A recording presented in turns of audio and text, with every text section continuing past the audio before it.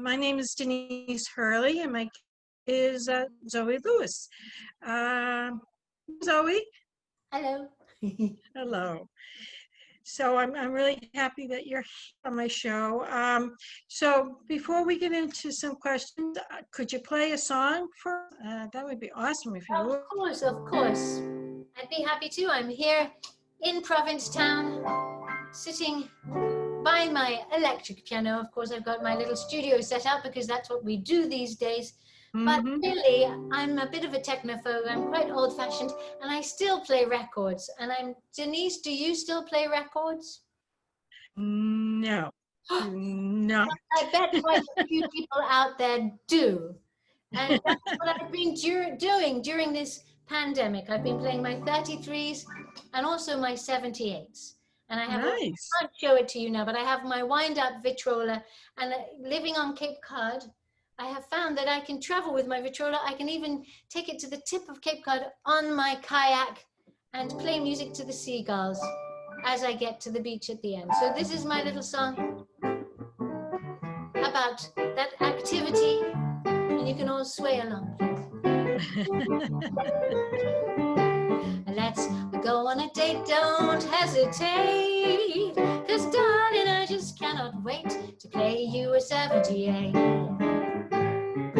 Soon under the moon we'll wind up a tune. I think that you'll appreciate the sound of a 78, because life is full of scratches, especially these days, and there's a simple tonic in these antiquarian ways. Please, darling, don't laugh at my phonograph. I think that you will celebrate when I play you a 78. Please join in, Denise, if you feel like it. Or anyone else. Gently place the needle on the baker light. Depending how you're feeling, we can stay up all night. Just like Fred Astaire, we'll be dancing on air. So come on, darling, don't be late. Let me play you a 78. I just can't wait to play you a 78.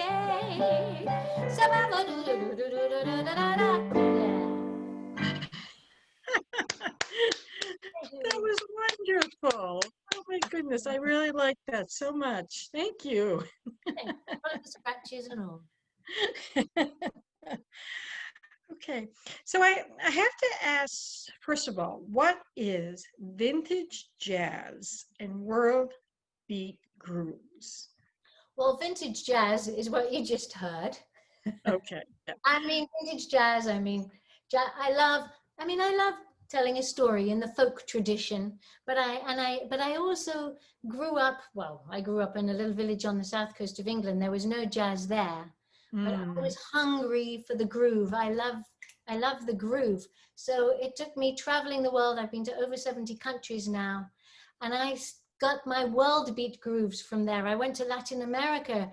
I heard the offbeat. I started playing Latin grooves and trying to get them under my skin. And I went to Africa. I learned some of those grooves too. So that's my world beat stuff. But then I am a big fan of the old movies, the Victrola records, Fred Astaire. I mean, and the old sort of, I love Jump Jive, you know, Louis Armstrong, Louis Jordan, Slim and Slam, Django Reinhardt. I love all the French jazz, the hot jazz. Anyway, that's my vintage jazz. And the trouble with me and my music is people, you can't put me in a box. They don't, no DJs know what to play me on. Do they play me on the kids station? Do they play me on the jazz station? Do they play me on the folk station? Do they play me on the world beat station? Do they play me on the funny station? I mean, they don't know, and it's not necessarily been great for my career, but they should play me on the Zoe station. And as I've got older, now I'm finding the people who like my station and are coming to me, but it took years to find the like-minded people because I don't fit into a certain genre, put it that way. So when people want me to explain what my music is, I give them a long list. I mean, perhaps people can write to me and tell me how to describe my music, but I call it world beat, vintage jazz. You know, I'm known as a band in a body because I love the piano, but I also write on all sorts of different instruments too. So, What other instruments do you play? well, piano number one, guitar number two. They get smaller and smaller. Ukulele and harmonica number three. Okay. Number four, because you can jump freight trains with a harmonica in your pocket. Uh-huh. But you can't do it with a piano. I love playing spoons. And then as I traveled more, I saw that you can make music out of anything. Your body, Mhm. you can make it out of calabash that fall from the trees, garbage can lids, you know, the wooden spoons, the metal spoons, Zydeco washboards, anything, you know. And in third world countries, that's what's so stunning to me. People make music out of anything. If you feel it and you can, you know, it's not, I grew up with a classical tradition, so I suppose Okay. I broke through all that. And I love that you can make, well, my dad actually used to say, there's music in a horseshoe, there's music in a nail, there's music in a pussycat when you tread upon its tail, which was a bit naughty of him to say. But it defines music. Music is everything. So I love that when on my travels, you learn so many different grooves and kinds of instruments. So yeah, I play a lot of instruments, not so well. Oh, okay. Play the piano best. Yes. Okay. Okay. So you did mention that you've traveled around the world, 70 countries, and probably a lot of the states as well. Every Uh, state. do you have a favorite spot that you just would love to go back to? There's so many favorite spots. I live in my favorite spot, which is Mm, down on the tip of Cape Cod. You know, I can't believe it when the tourists come and then they leave, and I'm like, we can stay here. I mean, my hair is so wet. I've just been swimming. I jumped off the breakwater. Every day I'm swimming. It's beautiful. I'm so blessed and lucky. It's stunning here. But I am a big nature freak. So anywhere I can jump in the water, I'm happy. I okay. mean, one of the most gloriously beautiful places I've ever been is Tahiti, which was dreamy. I played a cruise there twice. I've been, went around the islands, went off exploring on my own. Paradise. And, Mm, you know, but I play music now every winter in Puerto Vallarta, Mexico. And I've okay. traveled a lot around Mexico. That's a beautiful country. I mean, you know, you have to work hard to find the truly beautiful places. There's always the big tourist spots. They were the most beautiful places, but then they got ruined. So my thing Mm, is I always go to the second one, or maybe now the third one, because then you see the beautiful spots when they're crowded are not so beautiful. So yeah. maybe some of the ones that I went in my 20s, if I went back now, would be very changed. Mm, true. So, but Tahiti and PTown, there we go. I'll And spend P-Town. summers in Provincetown and I'll go to Tahiti in the winters. There you go. Oh, well, that's a wonderful plan. And that's my aim in life. Let's see. Your music, it does appeal, I guess, to children, to a children's audience. Um, can you talk about the type of music that they seem to enjoy from you when Hmm. they come to see you? Well, I don't write children's music. I just write music. But Mm-hmm. I suppose some people say my energy is childlike a bit. I mean, I like to have fun. I like to play. Mm, And perhaps children are attracted to that in me.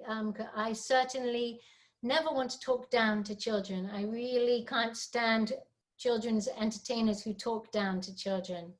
Drives me up the wall. I yeah. just like to talk to them like I'm talking to you, and Mm-hmm. see the magic in things. They see the magic in things. Children teach me that and remind me that all the time. And I guess I like to remind people about the magic in the world. because I want to keep seeing it, however old I get. So inside, we're all different ages inside. We can choose what age we want to be at different times. Um, so I think I don't write children's music, but if children like my music, I'm really, really pleased. Some of my favorite gigs are the ones that I play in Cape Cod, not when there's a pandemic, but when I'm playing outside with my band. And everyone comes. We play on the beach too. We have gay, straight, old, young, black, white, little babies, grandmas. They bring people from the nursing home even to see me. Everyone is there, and it's sheer humanity, and I love that. And if you can speak to all those people at the same time, well, that's my aim. And to have the children dancing in front is just wonderful. So I hope that's answered your question. Yes, it does. Thank you. Thank you. Now, can you talk about the different gigs that you have in Provincetown right now? Or you have been doing the musicals? And I guess I like the 1920s speakeasy. Can you talk about those a little bit? Yeah, well, I don't have any, because of the pandemic, all the gigs got Okay, cancelled, they but are. Okay. you create new things. I do have a great gig next week in the Crown and Anchor because they've started doing shows by the swimming pool and they can only have 50 people. But, we're going to do that. And I have an amazing bunch of musicians joining me at a distance. The audience will be 25 feet away. So it makes you learn a different way of performing. I did one other in Wellfleet in a garden, at the Preservation Hall garden. And that it was beautiful. Everyone was far away. But normally, yeah, I have tons of gigs. And one of the most popular one is my 1920s show. That I have a whole Prohibition era jazz band. That's the vintage Okay. jazz. We do songs from the 1920s and 30s. And I have 20 special guest crooners join me. And that is really, it can only really happen in Provincetown because I know so many people because I've lived here 30 years.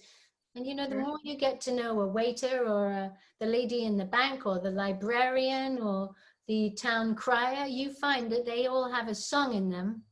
And if you dress them up or they dress themselves up, they will transport, if I find the right song, they will go back to 1920s, embrace it, and stun you. It's like everyone has a story in them. Everyone has a song in them. So my thing is to try and get the song out of them. So I have like the whole band and me on the piano backing them up, and we make everyone go back in time. Even the audience dresses up. So we pretend we're in the 1920s, the gay 20s, the roaring 20s, when everything was wild and, anything goes in the 20s. Yeah, well, that once we, come out the other side, is that something you'll go back to as a production? Is that your hope? Yes, I mean that, we're very seasonal here. So in Cape Cod, so that won't be happening until next summer. Hopefully, as well, I'm hoping my musical that was cancelled. I wrote a musical 10 years ago that we put on, and it was the 10th anniversary. We were going to bring it back because it's the 400th year of the Pilgrims arriving, and in Provincetown, they arrived here. So, it was a big celebration. All those celebrations have stopped. So I'm hoping next year we'll see. But the thing is about this pandemic, what I was reading a quote, it brings the best and the worst out of people. You see people's true characters, put it that way. Even when you watch people wearing masks, you can see, if they will wear a mask, if they won't, if the mask is beneath the nose, if they're, you can tell so much about their character already, about how they're wearing a mask. And, I love that. So anyway, it's the same with what people choose to do in these dire times. And I have to say, it's taught me to be resilient. And I've been doing an online show. And that has been a great opportunity, and it has, in fact, broadened my audience. So people are always like, why don't you come and play in South Carolina? Why don't you play in Ohio? So now I am. Right. Virtually. And they're all watching. So every Thursday, we take a break in the summer, but it's starting again on September the 10th. You can only see the bookshelf, but usually I set myself up by the window, and Okay. I have Zoë Lewis in the social distances. I have special guests, musicians, singers, come and play through the window. So we're all sitting, and it's 6 o'clock on Thursdays Eastern time, and it's very funny. And music is it's a remedy. It's good for the It heart is. and the soul, Mhm. and it's kept. I mean, since March we were doing it, and it was making us laugh and happy, and apparently it was making other people happy too. So Yeah. Well, that's fabulous. You're able to do that while this is going on. Um, yeah, that was something I was just going to ask you about. Is your shows and your streaming and the shows that you've been doing, um, and how things have been for you. So we kind of talked about that a little bit. So I do feel you like have any? Go ahead. no, for Go me, ahead. it's funny because I'm a big fan of Julia Childs, and Oh, okay. you look at her old TV programs, and it's like press the button live, and I feel like Julia Childs when I do it. Her husband Paul is underneath the counter handing up saucepans and a plate and a knife, and she burns it, but she pretends it's all fine, and then she has a drink. I mean, that's how my show is on Thursdays. Things go wrong. It's like life. It's real. So I feel Yes. like we're back, even though we're in a technical age, we're back to the early days of TV. It's kind of hilarious. It is. It is. Even Yeah, it's just stars and everyone, stars, even famous people are having to do it in their house. right. Mm-hmm.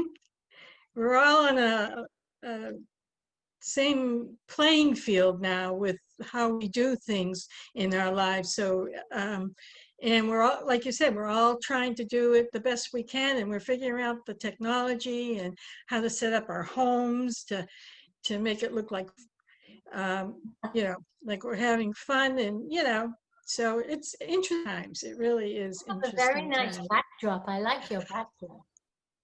Thank you. Well, I've been trying to figure out how to make it interesting because I'm in my front room. So I was been playing with different tablecloths and backdrops and things like that. And this one seems to be working out pretty good. And I'm also trying to keep my Lights. It looks tree. like I'm it's sorry? in front of a tree of lights. Yes. Yeah. I love it. It's so pretty. So thank you. Uh, so my so I'm curious about the folks in PTown, how they're doing, how other performers that are friends of yours are doing. Are they experiencing the same type of um, things as you are? Are they able to perform? Are they able to keep online? So how is that going for other people in PTown? Well, we rely on our summer money to get through here. So Mm, people are having a hard time. We have more okay, tourists than I thought would come. Everyone's wearing masks and being good. But the restaurants, if you don't have outside space, you're not really going to be having many people eat inside. And the same with the performances, no inside performances. right, So if you are a venue without an outside space, see you later. So my venues, I couldn't do the speakeasy because that's 20 people, and we have to put a cap on 50 for the audience. So right, it's not really worth it. And also we couldn't socially distance. Um, right. so, I've had to, the few shows that I've had, it's totally different. So in Provincetown, we have a lot of drag queens. So they are performing solo with backing tapes, and that works. But there's only the Crown and Anchor by the swimming pool, which is where I'm playing, and the Pilgrim House. They're doing it in the parking lot. To drag queen in the parking lot. Miss Richfield, 1981, is in the parking lot. Not sure how she feels about it. It's not it's not as glamorous as she would like it to be. But you know, we all get by, and so those are my friends here. All the musicians who play in piano bars. My friend Doug Rapetti, he's playing on the street, and he advertises on the Provincetown space where he's going to be and when he's going to be playing. And that, I think people have been very kind. I mean, people have been generous on the online shows. People are supportive. People are supportive of the street musicians. You know, again, you have to back off and do everything properly. Right. And then, no, it's hard. And the show I'm actually doing on Thursday is a benefit for all the performers, because there's a new fund that has been started here. Nice. So it's a benefit. I get a bit, but a lot of the money goes to all the other performers. And it's not only the musicians, it's the people who operate the lights. It's the people who do the sound. It's, you know, the people behind the scenes. They've all lost their jobs too.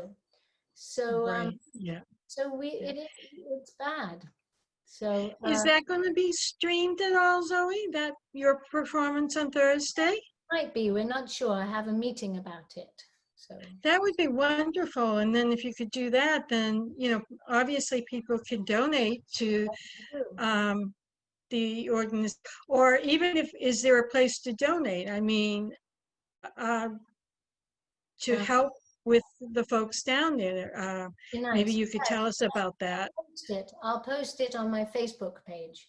Zoë Okay, Lewis. that would be. Yeah. I think that would be great. I think that would be great. All right. So are there any other projects in the works that you're doing, or is it just doing your music right now? But anything else special that you're up to? 10 albums out now. And I'm always wanting to write new songs. It's very strange these times, because as a musician, normally we're planning. We're always planning tours. We're dreaming up what's next, and we can't plan tours. We don't know when it's going to be okay. So you don't want to spend all that time doing the booking. So then as far as the writing, well, we're in a very strange political time. We're in very uneasy times with the pandemic and everything that's going on. So I have talked to other people who write songs, and it is weird. You can't, even my musical next year, I keep wanting to rewrite it to fit in more. Yeah. But everyday things change. So I can't really sit down and go, all right, everyone's going to wear masks in this musical, or everyone's going to, what's the new message? Because since 10 years ago when I wrote it, I mean, still my Valentine to Provincetown, but things have changed. So I want to address them, but we're not done yet. So that's kind of weird. But my main dream, apart from living in Tahiti in the winter, is I want to write another musical. I've written 2 with whole casts and dancing girls and everything. I want to write a one-woman musical that I can easily take in a suitcase. It's going to be called, Souvenirs in a Suitcase. It's going to be about memories, and I can keep it all in a suitcase, and voila, like those old traveling salesmen, I can open up and have the show.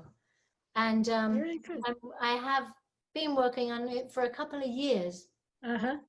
That's my next project that I really want to take on the road. Because then I can play it anywhere. I can play it in Mexico, in the jungle. I can play it in a backyard. I can play it in a posh theater. And then you just make these things happen. Voila! And that again, to go back to making the show on the computer happen. We're going to start on Thursdays on the 10th, and I love doing those because everyone is different. So I'm writing for it. We're having props, you know, different guests. There's always a theme. Right. I mean, it doesn't just happen. You have to write them all. So Sure. Yeah. it, that's really fun. So I'm busy. Okay. All right. How are you doing in the pandemic? Um, I am doing well. Um, yeah, I live in a little country town up here, and and we have a lot of family taking care of each other, and we're doing the things we need to do. So I'm doing pretty good. And then I've taken up this little show I'm doing now and interviewing all kinds of people, which is bringing me a lot of joy to be able to sit down with folks like you and to talk about your lives and what's happening, and getting to see some friends that I haven't seen, other musicians that I haven't seen for a while, and being able to sit and like a couple of them said, you know, Denise, this is nice because you and I have seen each other like after shows or a festival and haven't been able really to chit chat at all. And here we are. We're able to sit down and talk to one another like we've never talked before. So it's brought a lot of joy to me to do this. And so yeah, it's been a good experience for me. And you know, I have my family, have my friends, have my joy. So yeah, so I'm doing good. Thank you. Good. Well, yeah. I mean, you can almost do all the things you've been meaning to do for ages too. Right. My Exactly. pile on my desk has gone down. That's good. Yeah. Yeah, we were doing the kitchen and other rooms, so there's a lot of home improvement going Wow. on too. So, Oh, well done. okay. So, all right. Well, Zoe, I want to thank you for coming on. I'm gonna ask you to tell people how to find your shows on Thursday nights. You can let them know, and then maybe we can end the show with a song. Great. Sure. Well, okay. Okay. Well, thank you very much for listening. My name is Zoë Lewis, and you can find me on zoelewis.com. ZOELEWIS.com. If you're in England, Z is Z. So there we go. Thank you so much for having me, Denise. And we're going to get through this. There is a silver lining. I'm never going to lose hope. I'm never going to stop dreaming. When quarantine is over, I'll put my head upon your shoulder. But right now I'll just dream of after quarantine. When Trump has left the White House, I'm gonna squeal like Mickey Mouse. Things will be supreme after quarantine.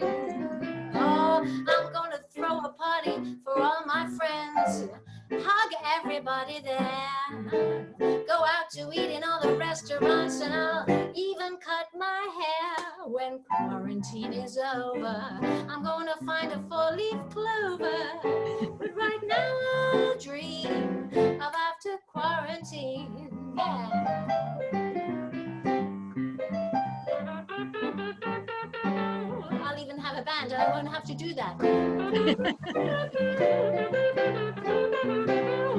I'll stop singing the blues and I'll take a cruise around the world in style. And every face all over the place will be able to see me smile when quarantine is over.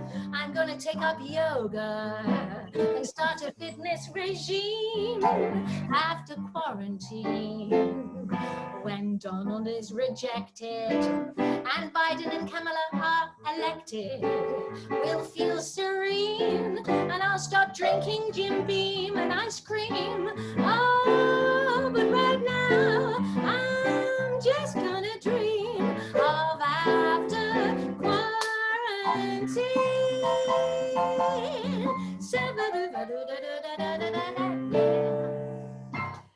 Thank you. God, thank you so much. Thank you. That was wonderful. Fun. When quarantine is over, I'll put my head upon your shoulder. But right now I'll just dream of after quarantine. When Trump has left the White House, I'm gonna squeal like Mickey Mouse. Things will be supreme.